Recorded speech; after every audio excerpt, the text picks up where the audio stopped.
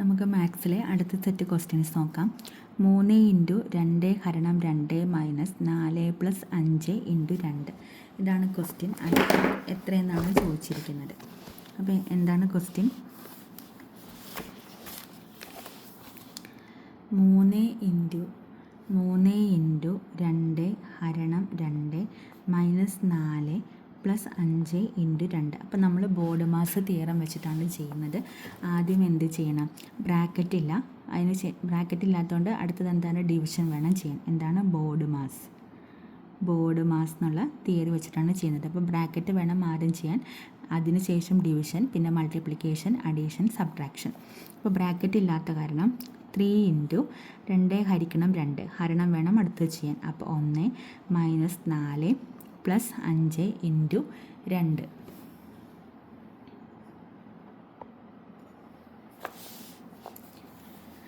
Okay, അപ്പോൾ ഇനി അടുത്ത് മൾട്ടിപ്ലിക്കേഷൻ. അപ്പോൾ 3 × 1 3 - 4 + 5 × 2 10 = ഇനി എന്താ ചെയ്യുന്നുണ്ട്?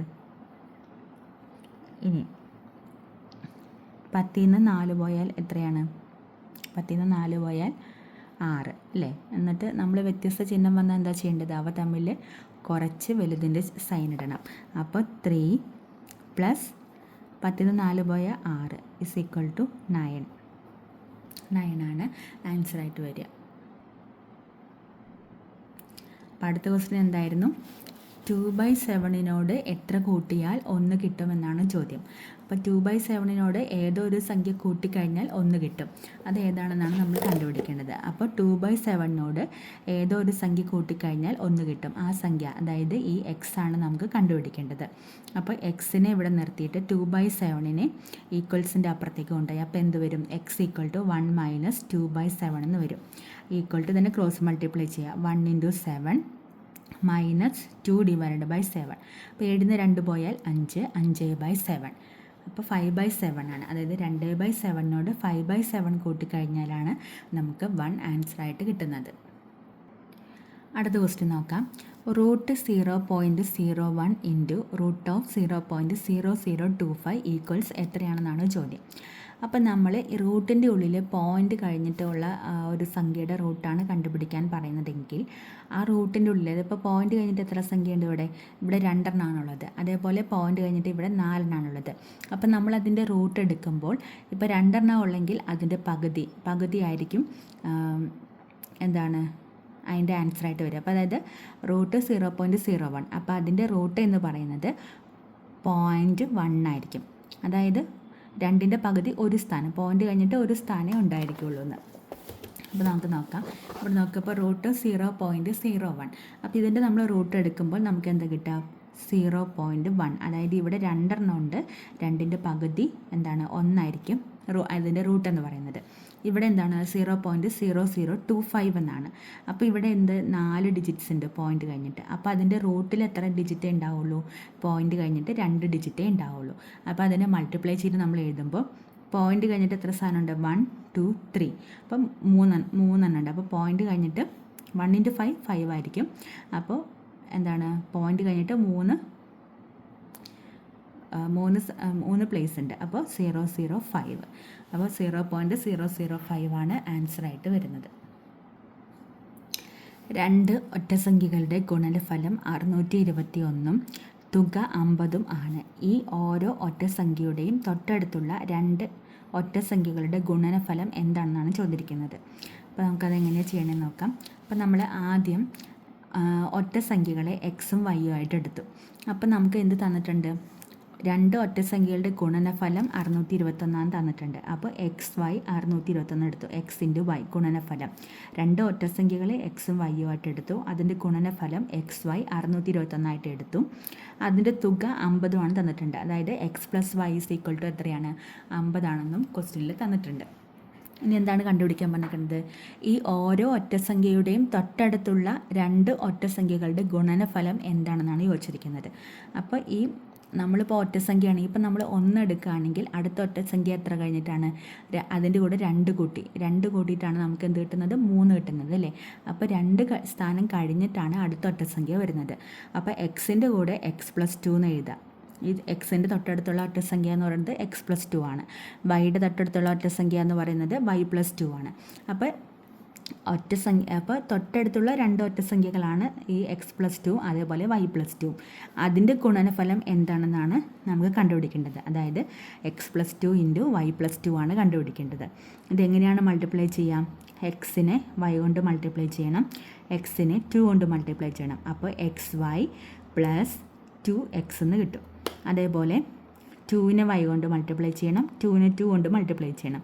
അപ്പോൾ 2 × y 2y + 2 × 2 4 എന്ന് കിട്ടും. ഇനി നമുക്ക് ഒന്ന് റീഅറേഞ്ച് ചെയ്ത് എഴുതാം. xy അങ്ങനെ തന്നെ എഴുതി, പ്ലസ് ഇതിൽ രണ്ടിലും കോമൺ ആയിട്ട് എന്താണുള്ളത്? 2 ആണുള്ളത്. അപ്പോൾ 2 × x + y എന്ന് എഴുതി, + 4 എന്ന് എഴുതി. xy നമുക്ക് ഓൾറെഡി തന്നിട്ടുണ്ട്. രണ്ട് ഒറ്റസംഖ്യകളുടെ തുക എന്ന് പറഞ്ഞിട്ട് xy 621 തന്നിട്ടുണ്ട്. സോറി, തുകയല്ല, ഗുണനഫലം എന്ന് പറഞ്ഞിട്ട് xy 621 തന്നിട്ടുണ്ട്. അപ്പോൾ xyയുടെ പ്ലേസിൽ 621 എഴുതാം, + 2 × x + y. രണ്ടിൻ്റെ തുക തന്നിട്ടുണ്ട് അല്ലേ, 50 എന്ന്, × 50 + 4. അപ്പോൾ നമുക്കതിനെ സോൾവ് ചെയ്യുമ്പോൾ നമുക്ക് എത്രയാണ് ആൻസർ കിട്ടുക? 725 ആൻസറായിട്ട് വരുന്നത്. 122 × 41 5002 ആയാൽ 1.22 × 41 എത്രയാണെന്നാണ് ക്വസ്റ്റ്യൻ. അപ്പോൾ നമ്മൾ എങ്ങനെയാണ് ദശാംശ സംഖ്യകളെ മൾട്ടിപ്ലൈ ചെയ്യുന്നത്? പോയിൻ്റ് കഴിഞ്ഞിട്ട് എത്ര ഡിജിറ്റ് ഉണ്ടോ അത്രയും നമ്മൾ ആൻസറിൻ്റെ ഇടത്ത് നിന്നും നമ്മൾ മാറ്റി പോയിൻ്റ് ഇടും അല്ലേ. അപ്പോൾ 122 × 41 എന്നുള്ളത് എന്താണ്? ആൻസർ 5002 ആണ്. അപ്പോൾ 1.22 × 41 എന്ന് പറയുമ്പോൾ പോയിൻ്റ് കഴിഞ്ഞിട്ട് 2 പ്ലേസ് ആണുള്ളത്. അപ്പോൾ ആൻസറിൽ നിന്നും ഇടത്ത് നിന്ന് അതായത് ഇടത് ഭാഗത്ത് നിന്നും എത്ര ഡിജിറ്റ് മാറ്റി പോയിൻ്റ് ഇടണം? 2 ഡിജിറ്റ് മാറ്റി പോയിൻ്റ് ഇടുക. അപ്പോൾ 50.02 എന്ന് കിട്ടും നമുക്ക്. 50.02 എന്നാണ് നമുക്ക് ആൻസറായിട്ട് കിട്ടുക. ഓക്കെ, അടുത്ത ക്വസ്റ്റ്യൻ അവർ ക്യാൻസൽ ചെയ്തു. ഇനി 7ാമത്തെ ക്വസ്റ്റ്യൻ നോക്കാം. 5 അക്കങ്ങളുള്ള സംഖ്യകൾ ആകെ എത്ര എണ്ണം ഉണ്ടെന്നാണ് ക്വസ്റ്റ്യൻ. 5 അക്കങ്ങളുള്ള സംഖ്യകൾ. അപ്പോൾ 5 അക്കങ്ങളുള്ളത് എവിടുന്ന് മുതലാണ്? 6ാമത്തെ ക്വസ്റ്റ്യൻ ക്യാൻസൽ ചെയ്തു. ഇപ്പോൾ 7ാമത്തെ ക്വസ്റ്റ്യനാണിത്. അപ്പോൾ 5 അക്കങ്ങളുള്ള സംഖ്യകൾ എത്ര വരും? 10000 അല്ലേ. 10000 മുതൽ 999999 99,999 വരെ വരും അല്ലേ. അപ്പോൾ ഇത്രയും സംഖ്യകൾ വേണം നമുക്ക് കണ്ടുപിടിക്കാൻ. ഇതിൻ്റെ അതായത് 10000 മുതൽ എന്നാണ്. 5 അക്കങ്ങളുള്ള സംഖ്യകൾ ആകെ എത്രണ്ണം ഉണ്ടെന്നാണ് ചോദിച്ചിരിക്കുന്നത്. അപ്പോൾ 10000 വരും, ഇതും വരും. അപ്പോൾ നമ്മൾ 99,999 വരും. അപ്പോൾ എങ്ങനെയാണ് ചെയ്യേണ്ടത്? 99,999 നിന്ന് 10000ന് താഴെ എത്ര സംഖ്യകളുണ്ട്? 9999 സംഖ്യകളാണ് 10000ന് താഴെയുള്ളത്.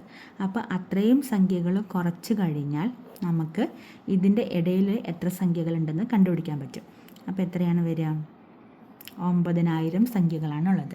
അപ്പം 10000 99,999 കൂടി 5 അക്കങ്ങളുള്ള സംഖ്യകൾ എന്ന് പറയുന്നത് 90000 സംഖ്യകളുണ്ട്. ഓക്കെ, അപ്പോൾ എന്താ നമ്മൾ ചെയ്യേണ്ടത്?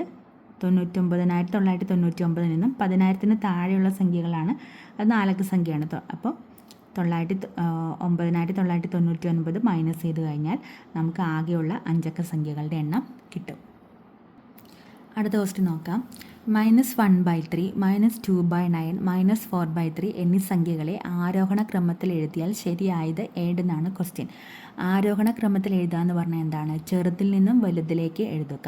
അവരോഹണ ക്രമം എന്ന് പറഞ്ഞാലോ വലിയ സംഖ്യയിൽ നിന്നും ചെറിയ സംഖ്യയിലേക്ക് എഴുതുക. അപ്പോൾ ആരോഹണ ക്രമത്തിലാണ് എഴുതേണ്ടത്. അപ്പോൾ സാധാരണ നമ്മൾ ആരോഹണ ക്രമം കണ്ടുപിടിക്കാൻ വേണ്ടിയിട്ട് എന്താ ചെയ്യുക? ഒരു 10 കൊണ്ട് അംശത്തിൽ 10 കൊണ്ട് മൾട്ടിപ്ലൈ ചെയ്തിട്ട് ഡിവൈഡ് ചെയ്ത് നോക്കുക.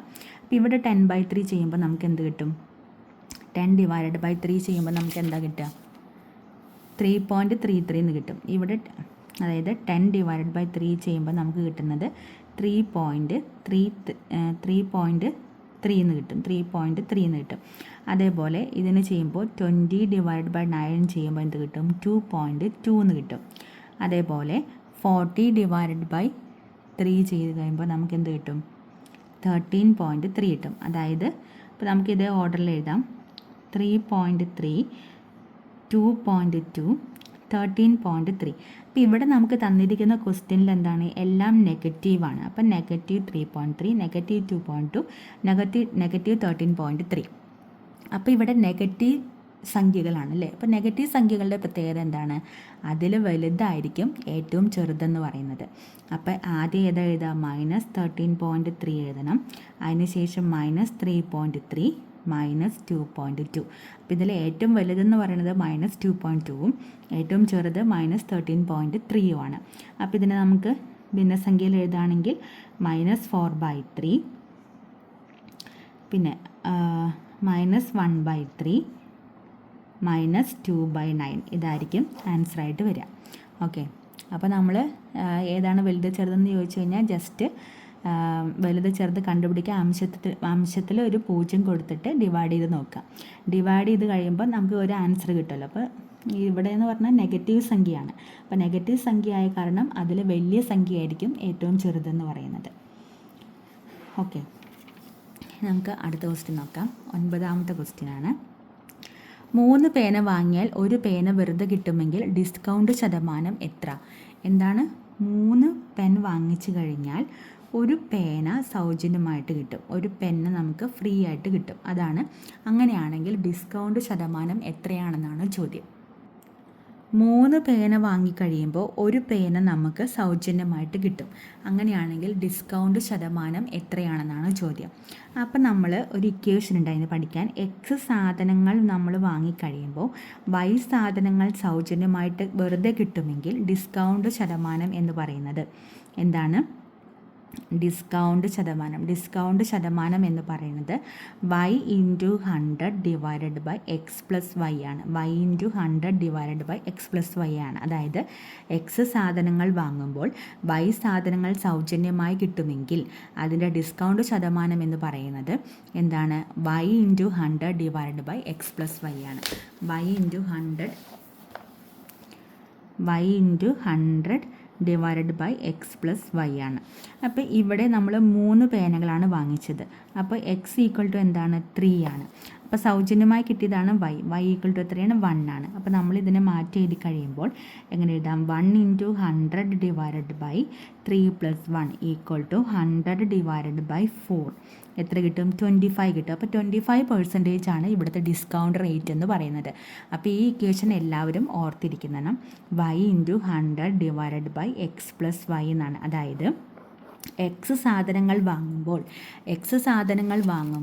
വൈ സാധനങ്ങൾ വെറുതെ കിട്ടുമെങ്കിൽ ഡിസ്കൗണ്ട് പെർസെൻറ്റേജ്. അതായത് ഇവിടെ എന്താ സംഭവിച്ചത്? 3 പേന വാങ്ങിച്ചു കഴിഞ്ഞപ്പോൾ ഒരു പേന സൗജന്യമായിട്ട് കിട്ടി. അതായത് എക്സ് സാധനങ്ങൾ വാങ്ങുമ്പോൾ വൈ സാധനങ്ങൾ സൗജന്യമായി കിട്ടുമെങ്കിൽ ഡിസ്കൗണ്ട് ശതമാനം കണ്ടുപിടിക്കാൻ വേണ്ടിയിട്ട് y × 100 divided by x plus y ചെയ്യാം. y × 100 divided by x plus y ചെയ്യാം. ഓക്കെ, നമുക്ക് 10ാമത്തെ ക്വസ്റ്റ്യൻ നോക്കാം. 3 വ്യത്യസ്ത റോഡ് ക്രോസിങ്ങിൽ ട്രാഫിക് ലൈറ്റുകൾ യഥാക്രമം 30, 36, 48 എന്നീ സെക്കൻഡുകളിൽ മാറുന്നു. രാവിലെ 7 മണിക്ക് അത് ഒരേ സമയം മാറുകയാണെങ്കിൽ അവ വീണ്ടും ഒരുമിച്ച് മാറുന്നത് ഏത് സമയത്താണെന്നാണ് ചോദ്യം. അതായത് 3 വ്യത്യസ്ത റോഡ് ക്രോസിങ്ങിൽ ട്രാഫിക് ലൈറ്റുകൾ യഥാക്രമം 30, 36, 48 എന്നീ സെക്കൻഡുകളിൽ മാറുന്നു. രാവിലെ 7 മണിക്ക് അത് ഒരേ സമയം മാറുകയാണെങ്കിൽ അവ വീണ്ടും ഒരുമിച്ച് മാറുന്നത് ഏത് സമയത്താണെന്നാണ് കണ്ടുപിടിക്കേണ്ടത്. അപ്പോൾ ഇവിടെ എങ്ങനെയാണ്? ആദ്യത്തെ ലൈറ്റ്, അതായത് ഫസ്റ്റ് ലൈറ്റ് 30 സെക്കൻഡ് ഇടവേളയിൽ അത് കത്തുന്നു. രണ്ടാമത്തെ സെക്കൻഡ് ലൈറ്റ് എന്ന് പറയുന്നത് 36 സെക്കൻഡ് ഇടവേളയിലാണ് അത് തെളിയുന്നത്. അതേപോലെ തേർഡ് ലൈറ്റ് എത്രയാണ്? 48 സെക്കൻഡ് ഇടവേളയിലാണ് തെളിയുന്നത്. അപ്പോൾ 3 ലൈറ്റുകളും ഒരുമിച്ച് മിന്നുന്ന ഇടവേള നമ്മൾ എങ്ങനെയാണ് കണ്ടുപിടിക്കുക? അതിൻ്റെ LCM ആണ് എടുക്കേണ്ടത്. അതായത് ഈ 3 ലൈറ്റുകളും ഒരുമിച്ച് കത്തുന്ന സമയം കണ്ടെത്താൻ വേണ്ടിയിട്ട് എന്ത് ചെയ്യണം? അതിൻ്റെ LCM എടുക്കണം. എങ്ങനെയാണ് LCM എടുക്കുക? 30, 36, 48 എല്ലാത്തിലും കോമൺ ആയി പോകുന്നത് ഏതാ? 3 പോകും അല്ലേ?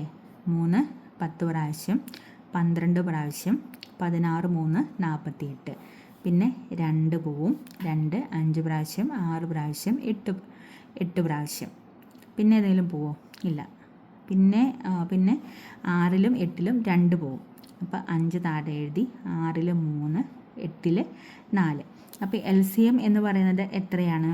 3 into 2 into 2 into 5 into 3 into 4 അല്ലേ? 3 into 2 into 2 into 5 into 3 into 4 ആണ് LCM എന്ന് പറയുന്നത്. അപ്പോൾ ഈ 5 2ൽ പോവാത്ത കാരണം 5ന് എങ്ങനെ എഴുതാം? താഴേക്ക് 5 ഇറക്കി എഴുതണം. ബാക്കി പോകുന്നത് നമ്മൾ എഴുതണം. ഇനി 5ലും 3ലും 4ലും പോകുന്നതായിട്ട് ഒന്നുമില്ല. എല്ലാത്തിലും 2 എണ്ണത്തിലെങ്കിലും മിനിമം പോകുന്ന ഒരു സംഖ്യ പോലും ഇല്ല. അതുകൊണ്ട് നമ്മൾ എന്ത് ചെയ്തു? അതിനെ എല്ലാത്തിനെയും ഗുണിക്കാൻ പോകും. അപ്പോൾ ഇതിനെ തമ്മിൽ പരസ്പരം ഗുണിച്ച് കഴിയുമ്പോൾ നമുക്ക് കിട്ടുന്നത് എന്താണ്? 720 കിട്ടും. അപ്പോൾ 720 നമുക്ക് കിട്ടുന്നത്. 720 എന്താണ്? സെക്കൻഡാണ്. 720 സെക്കൻഡാണ്. അപ്പോൾ ക്വസ്റ്റ്യനിൽ എങ്ങനെയാണ്? ഓപ്ഷനിൽ തന്നിരിക്കുന്നത് മിനിറ്റിലാണ് തന്നിരിക്കുന്നത്. ഓപ്ഷനിൽ നമുക്ക് തന്നിരിക്കുന്നത് എന്താണ്? മിനിറ്റിലാണ് ഓപ്ഷൻ തന്നിരിക്കുന്നത്. അപ്പോൾ നമുക്ക് ആൻസർ കിട്ടുന്നത് എന്താണ്? സെക്കൻഡിലാണ്. അപ്പോൾ സെക്കൻഡിലാണ് ആൻസർ കിട്ടുന്നത്. അതുകൊണ്ട് നമ്മൾ അതിനെ എന്ത് ചെയ്യണം? മിനിറ്റിലേക്ക് മാറ്റണം. എങ്ങനെയാണ് മിനിറ്റിലേക്ക് മാറ്റുന്നത്? ഡിവൈഡഡ് ബൈ 60 ചെയ്യണം അല്ലേ? അപ്പോൾ 720 ഡിവൈഡഡ് ബൈ 16 ചെയ്യുക. അപ്പോൾ എത്ര കിട്ടും? 12 മിനിറ്റ് എന്ന് കിട്ടും. അപ്പോൾ 12 മിനിറ്റിന് ശേഷമാണ് ഇനി അവർ വീണ്ടും ഒരുമിച്ച് തെളിയുന്നത്.